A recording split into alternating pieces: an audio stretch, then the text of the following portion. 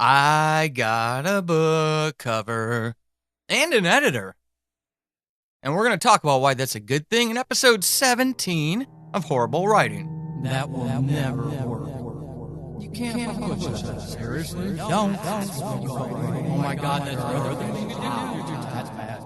You probably should find other hobbies. You ever learn how to spell? Stop. Be happy. Well, you don't bother me. I've seen better people. Do you really want to understand?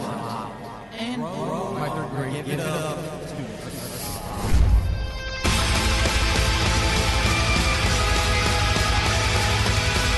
Welcome to Horrible Writing, the rawest, most candid, in-your-face writing show on the interwebs because none of us have time to suck. Let's do this.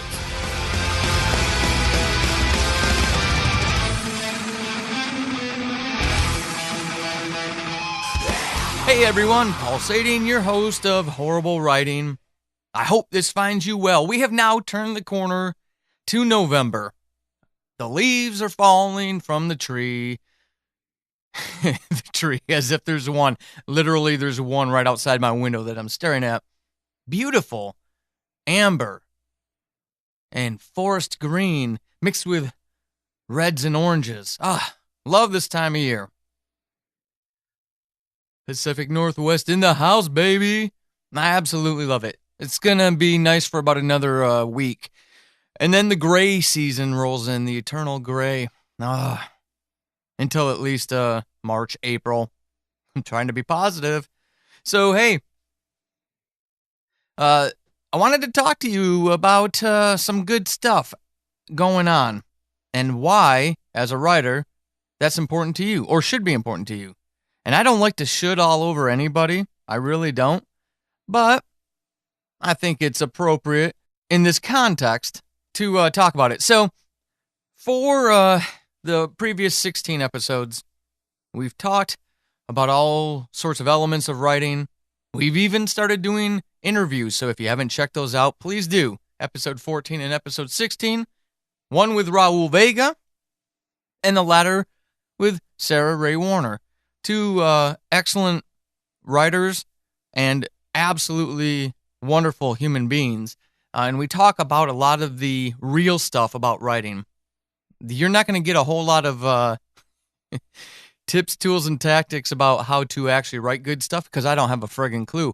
But you will hear a lot of talk about the affective side of writing and what you can do about it so that you can continue to write. So that's what brings me to this today. Since we've last spoken, two wonderful things have happened in my own publishing journey. My wonderful artist, Kessie Relinicki, who does all of the art for my audio dramas. So anytime you go see Subject Found, Diary of a Madman, Who Killed Julie, or Atheist Apocalypse, you're looking at something that she did. Well, she turned in the book cover today for Chasing the Demon, the first book in the Subject Found series. That's right, that wonderful audio drama that you enjoyed throughout 2017 and are looking forward to as we go toward 2018. It's coming out in book form. If this is your first episode, you probably did not know that. And I got the cover today. And yesterday, I finalized an agreement with a copy editor for said book at the recommendation of a wonderful person and a highly published author in her own right. So I'm really excited about these two things. The reality is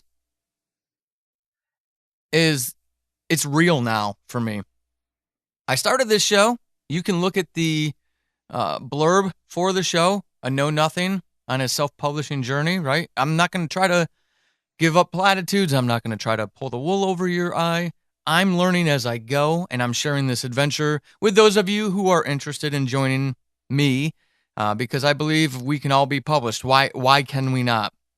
The publishing houses don't deserve to be the sole arbiter of what people enjoy and read. Why? Indie films have been made for eons. with the advent of the internet and cheaper software, to include free software and audio equipment, audio dramas are now being made, or have been being made, by indies for decades. But recently, the rebirth of audio drama has been indie-led.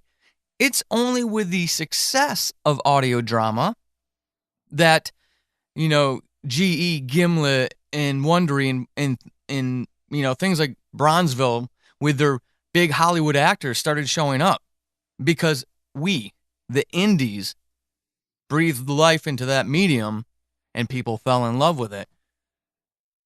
There seems to be a hangover in a lot of surprising ways for me when it comes to publishing.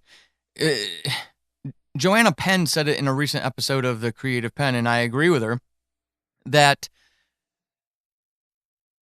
she doesn't even call it self-publishing anymore. It's just publishing. And it was a real awakening for me. There's nothing inherently less about doing this yourself than waiting 2 years for a house to get around to decide to publish you. We are the masters of our own destiny. We choose our fate. I'm surprised when I go to my Olympia's writers group, and hear how many conversations are had about finding an an agent for works. Some of these folks are really, really talented. The writing really makes me question what I do with my free time, but also why they're choosing that path. Because some of these folks have some serious skills, and they're waiting and they're dying to try to find agents, and I don't get it. The power's at our fingertips. And I was always going to self-publish. I don't have time on this planet left to wait for some damn agent to decide they like me, and then to wait for them to be able to sell it to some house, and then wait for some house to go through all the rigmarole that they're going to go through to get that thing published. I'm not going to do it. I don't have time. My bucket list was to get a fiction piece published, and I'm going to do it. And this show started out as me basically journalizing that and hoping that I could find friendly ears to share with and share stories with and hopefully inspire and empower maybe. Because if I can do this, you can. I am not a sharp steak knife. I am a butter knife in a drawer full of steak knives. And I now have an editor who has already given me a sample for chapter 1. And I do have mechanical things I need to work on. But the story is there. And he really enjoyed this story. So now we're starting to work together on the rest of the process. And that book cover being tangible, it's there. I had a subject found wallpaper as my wallpaper on my computer monitors. Totally replaced it. Put the book cover up there. Now every time I close a window of something I'm working on, every time I start my computer up, and every time I shut it down at night, I see that. It's the first thing and the last thing I see each day, and I see it intermittently throughout the day because it's real, it's tangible. It makes all of this very real. It's scary because I'm still a fraud. I still don't know what the hell I'm doing. I'm talking to an editor who's edited dozens and dozens of very successful books, and he's looking at mine. I'm not legitimate. I don't deserve that. That artwork that Cassie illustrated, I don't deserve that. She's so talented. There's so many other things she could be doing with her time. But it's real. And it's getting me a step closer to that dream of getting this thing published. And I'll tell you what, that helps get through that lethargy of editing, of seeing the same story 1,000 times and not seeing its bruises anymore because I've looked at it too much. It has helped focus me and help me prioritize what I need to be writing, which means I've had to make some tough decisions lately. They are tough for me. Some people only have a story in their head, and that's fine. There's nothing wrong with that at all. That's not me. I have so many stories and such a burning desire to do all of them and it's really difficult. So this has helped me focus. Seeing that book cover, knowing there's an agent involved now, and it's re-energized me. I'm excited about this story again. I've been living this first season ended in March of 2017. It was written in the summer of 2016. We are now approaching 2018. I am tired of this story. I don't care anymore. But I'm excited now. I want other people in the world to enjoy the story. People who are not going to sit down and listen to an audio drama. Maybe because they don't know what an audio drama really is, or because it's just not their form. But either way, it's breathed new life into that story for me, and I'm so excited. So, I didn't create an entire episode just to brag because I got to cover in an editor. Yay, anybody with, a couple $100 or more can go do that. That doesn't mean I've accomplished anything beyond reaching a stage in the process of my ultimate goal. I hope my excitement about it inspires you to take that next step in your own publishing process, whatever that is, whether it's actually just, getting your own cover, your own editor, researching self-publishing, maybe looking for your agent if that's the route you want to go, or maybe it's just outlining that story finally, or starting that story finally. I mean, it could be anything. We're all in different, spots in our journey. Along that spectrum, we're all occupying different spaces. None of them is any better than the other. It just is. And that's okay. And I hope me sharing this has inspired you. Because I'm inspired. I'm excited. I'm chomping at the bit to go write. It's killing me to not be writing. Mostly because the last week has been heavy research for season 3 of Subject Found. I've already had it outlined for months now, but there's something I'm going to do with the main character that I've never experienced myself, and it's so intrinsic and so critical to the plot that I've had to really do some heavy researching on it. So I'm chomping at the bit to write, and this has helped. Uh-oh. What's that sound I hear? It must be time for some horrible writing.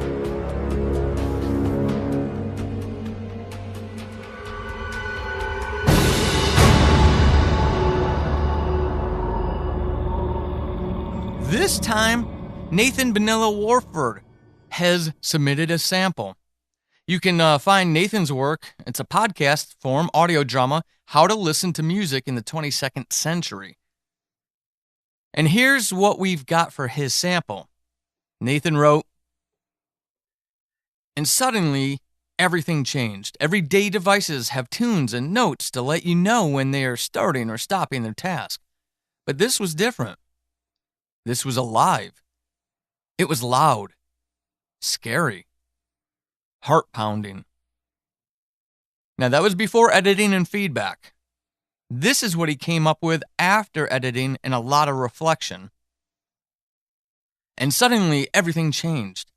Our happy pods all have devices that emit tunes and tones. That is not music. That is dull, dead info for the ears. This was alive.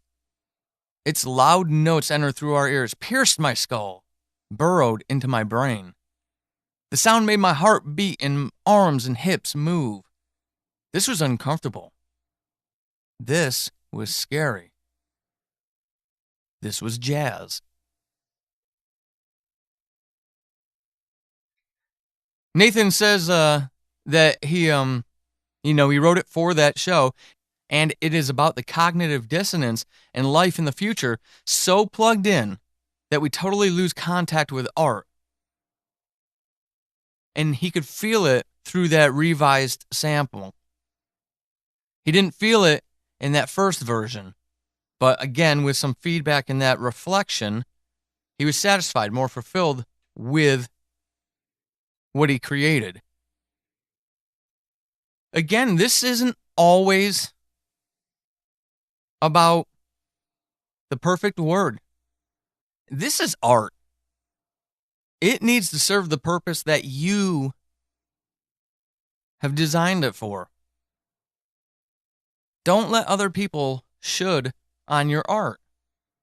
Why are you creating it? I think that's important to keep in mind in respect to what I'm sharing this episode about, my excitement for having that editor and that cover art. Because if those two things don't line up, if we're creating but we're not creating for what's the purpose in our heart, that's going to come through. That's going to demotivate us. That's going to have us shelve and give up on that project. And little tactics like getting the cover art to really kickstart you and get you excited about it again are going to be lost because you're doing it for the wrong reason and you're letting people should all over your art. Don't let anybody do it. Subject Found is incredibly successful, constantly up near in the top 50 on Apple Podcasts for audio or for performing arts. That's significant because this is an indie project with volunteers. There's no money behind it. Diary of a Madman gets a lot of hate. It's intentionally uncomfortable. I do that for artistic reasons, and I get a lot of crap for it. And that's okay, because that's what I want to do with that. It possibly damages my Subject Found listenership. I don't know. It's very difficult to find the data to prove or disprove that. I can perceive and speculate all day long that it could have, to varying degrees, some kind of negative impact on my major project. But I'm still going to do it because that's what art is.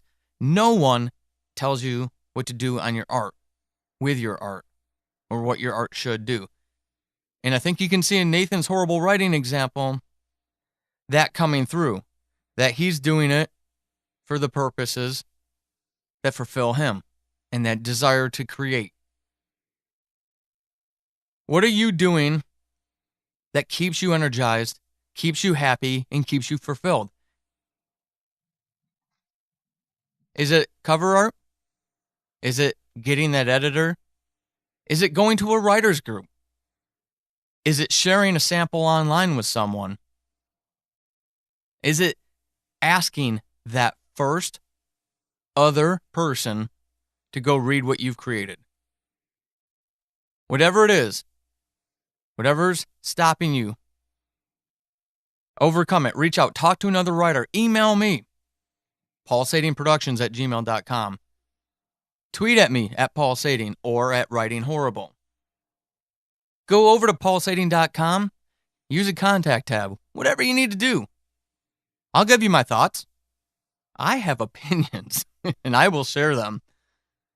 All right. Hey, thank you for the time. I hope I've inspired some of you. I hope I've put a smile on some of your faces because I'm smiling wide. I would love for each and every one of you to go over to paulsading.com. Right at the top of every single page, you'll see a little white box for the newsletter. I promise no spam. I only send out newsletters when I have something important to share about either the books coming out or the audio dramas or even advice from time to time. So go check it out. Go sign up, please. I'd love to see you over there, and I'd love to be able to keep sharing with you for years to come. Also, if you like this show, please go tell your other podcast friends about it. Go tell your writer friends about it. And if you would be so kind, I greatly appreciate 5-star reviews and ratings for the show to help it be found. Until you hear from me again, keep being epic. This has been Horrible Writing, and hopefully after this episode, you suck less than you did at the beginning. I am Paul Sading, your host extraordinaire. You can find me over on the Twitterverse at Writing Horrible and over at paulsading.com/horrible-writing. Until next time, suck less.